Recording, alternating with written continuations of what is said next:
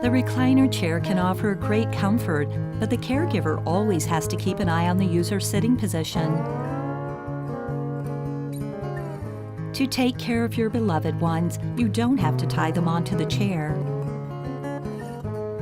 The MVP502 is designed to hold the pelvis while reclining. With the innovative V-shaped seating, the user will not slide forward and therefore keep their position.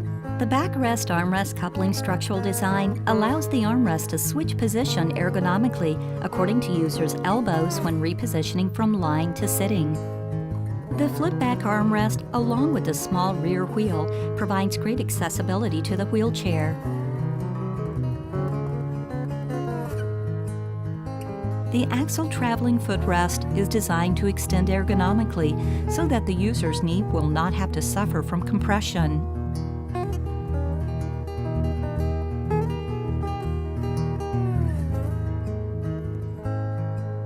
The 3D headrest is designed based on the curve of the head and neck, offering better protection and viewpoint. A user with even weaker trunk support will need a pressure relief function that is better than the MVP502. The VIP515 offers the tilt-in-space function that ultimately eliminates downward sliding for the user.